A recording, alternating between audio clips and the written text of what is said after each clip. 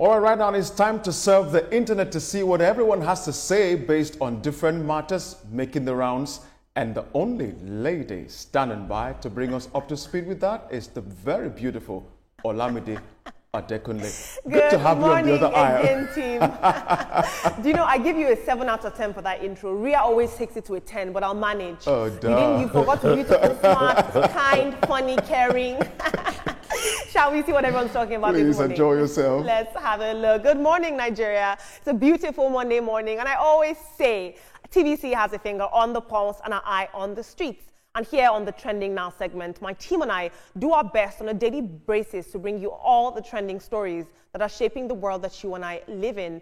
We begin today with this news, where a Major General of the Nigerian Army has assured Reverend Ezekiel Dakomo of his safety following growing concerns for the cleric's life in Plateau State. Now, Reverend Dachomo, a regional leader of the Church of Christ in Nations, has recently become one of the most vocal figures in calling global attention to what he describes as coordinated attacks on Christian communities across Nigeria's Middle Belt. In my life, some people have put money on my head. And they get 7 days, they are chanting. Even in Sokoto, they are casting spell on my life, but they will not get anything. Now, the assurance by a Major General to this man that his life is not in danger comes as videos of this cleric recounting his harrowing experience with mass burials and ongoing threats continue to trend across social media. Reverend Dakomo's videos gained global attention amidst renewed remarks from U.S. President Donald Trump, who threatened to intervene last week over what he called the Christian genocide happening in Nigeria. I'll take 2 tweets on this. The Odd Thinker says, just like they, the DSS and Army, came to Okeode in Kwara State, assured the town of protection and collected all the guns from the vigilantes, as well as disbanded the youth security network. Fulani herders came the second day with modern AK-47s to kill a whole town. I won't even trust a single word from their mouth. And Priska says, strong words from the Major General. Now deliver on protection and justice for Reverend Dachomo's community. Actions are assurances. End the killings. Now, because of a lack of time, team, you didn't get to see the video whether a Major General of the Nigerian Army came out and said, look, Reverend Dachomo, we stand behind you. No harm will come to you. We know you are very vocal on social media, and we, the Nigerian Army, stand behind you. You know, we're watching for your life, and we're safeguarding not just you, but also your community. I wouldn't blame Reverend Dachomo at all for screaming. You know, he's the man that went to the American Senate and told them about the kind of genocide that's happening in Nigeria, mass burials and so on, and was the first person that suggested that Nigeria should be designated a country of particular concern. So hearing now that his life is being threatened and he's having assurance from the Nigerian Army, it's not very strange. But I should tell him that he has to be really security conscious, because security starts from you first. Yeah, indeed, I agree with you, Toma, on that note. But I don't blame the man. This was probably the only means he had to cry out for what has been going on under his watch for a long time. Having to be presiding over the burial of your members time and time again. It goes beyond what could be said. And so if the military is saying we stand behind you, like one of your tweets said, please don't just stand, sir, by your words, stand by your actions, stand by your guns, stand with the bombs, stand with all the ammunition you have within your coffers to put an end to this kind of menace that is going on there. We watched a video of what the General Overseer of the RCCG, Daddy Gio Adeboye, said, and one of the things that came out of that is the sponsors, the government. This is now the time to sit up and bring down everyone who has been feeling one way or the other this insurgency, because it's like you kill from one place and they resurface someplace else. It's because somebody is still siphoning money and power to them, making them to, come out one way or the other. And so we need to round off all corners of insurgency in this country and bring it to an end. We can't continue to have this any longer. It does not look good in any faction about us, globally. It doesn't, please. Absolutely, and this is the inherent dilemma of the recent news from Trump that we saw last week. On one hand, you have, a lot of people decrying, saying there's no Christian genocide going on in Nigeria. On the other hand, you have the lived realities and the experiences of people like Reverend Dachoma's communities saying differently, and so it's pertinent that we find the middle ground. Thank you for your input, team. Yeah. Moving on into some somber news, where the controversy over alleged unlawful arrests and detentions in Imo State continues, with fresh concerns being raised over the case of one Mr. Chinonso Eluchie, a motorcyclist from Umunoha, Mbaitoli local government area. According to reports, on the 13th of September 2025, Chinonso went to Koisko Fuel Station at Ukwoji to buy fuel, when operatives of the Tiger Base unit of the Imo State Police Command allegedly took him into custody along with his motorcycle. Since then, his family has reportedly had no access to him, sparking fears that he may have suffered abuse or worse while in detention, and his wife allegedly suffered a miscarriage due to the trauma of her husband's arrest. And she met with the State Police Public Relations Officer, DSP Henry Okoye, who promised to intervene, and yet she still cannot see or provide food to her husband. Koiko staff have confirmed that Chinonso was taken from their premises while being attended to, contradicting police claims that he was arrested at a criminal hideout supplying fuel to terrorists. A lot of calls are now mounting in Nigerian newspapers for the Imo State Commissioner of Police, CP Aboki Danjuma, to confirm Chinonso's welfare and clarify the reason for his detention, and either grant him bail or charge him to court or release him if he's found innocent. Now, team, I know that this segment is called Trending Now, but every now and then we will lend our voice as a team to a story that is not trending but should be. This young man has been incarcerated, or rather captured, by the Imo-based Tiger Police Unit, and that's not the problem. The problem here is that we don't know his whereabouts, his family doesn't have access to him, we don't know what he's being charged for, and there's narratives that he was supplying fuel to terrorists where this is not the case. People are now calling for some answers. His wife suffered a miscarriage because of the trauma that, her husband disappearing inflicted upon her.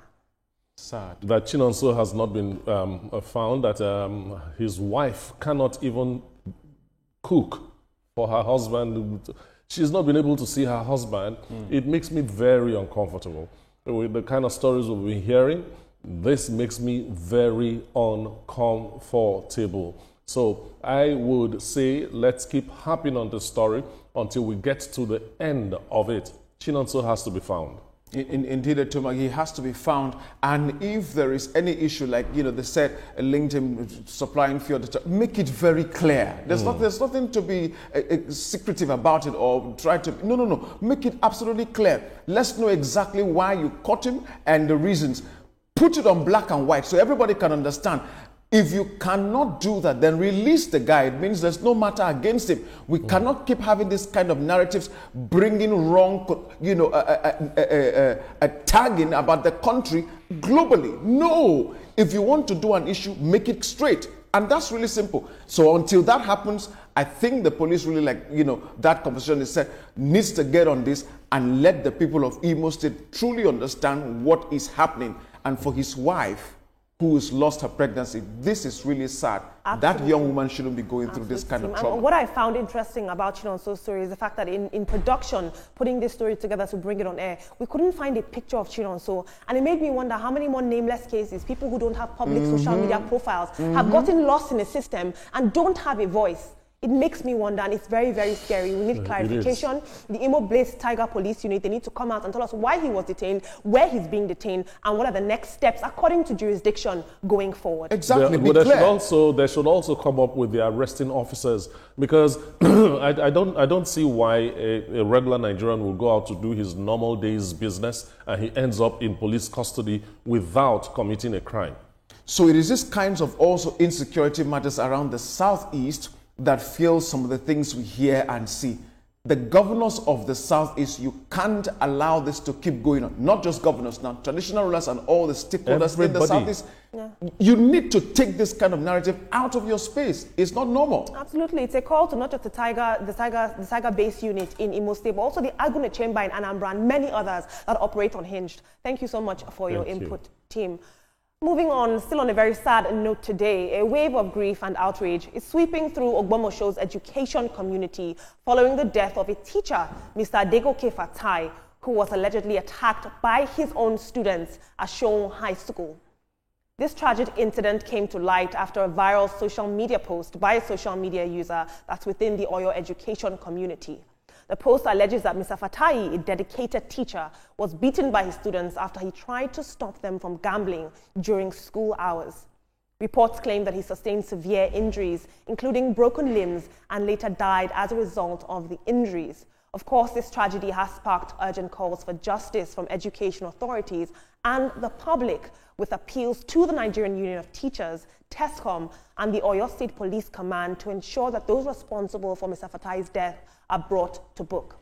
As at the time of reporting, police are yet to issue an official statement on this incident. But let's take a look at what you had to say on social media. Tony Brainy says, sincerely, this tragedy exposes the urgent need to restore discipline, moral education, and respect for authority in schools. The value of teachers must never be undermined. They shape the soul of the nation, even though most of them earn less. May Mr. Adegoke Fatai's death awaken the conscience of our society, and may justice speak loudly this time.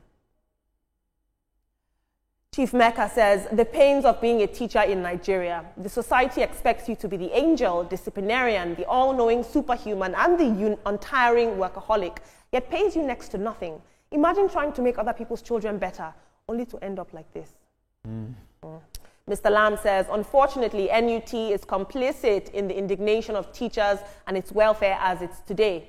They are mere appendages of the people in power and are not interested in the welfare of teachers. They see their election as money-making and hobnobbing with executives at the detriment of their members. Team, this story, I can't make it up. It's very troubling. We do know that there's a gambling epidemic right now among the youth, Sporty Bet and Co.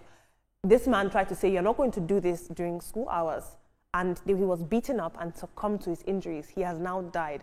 Charges need to be pressed. This is absolutely unacceptable. Teachers cannot be dealing with ASU strike. They cannot be dealing with all the constraints of being an educator in this current climate and still now have to protect themselves physically from their students. First things first, management of the school that this happened, you have to give a list of those boys involved, you know, because you really can't tell me that you don't know them because they are your students, isn't it? Yes.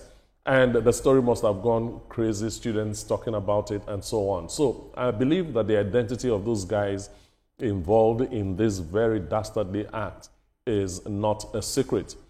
They have to be arrested first things first. This man died, so it is murder. It is. It is murder. Look, teaching is a very noble profession. It is a profession that practitioners should be given a good percentage of respect by the government and by the school authority.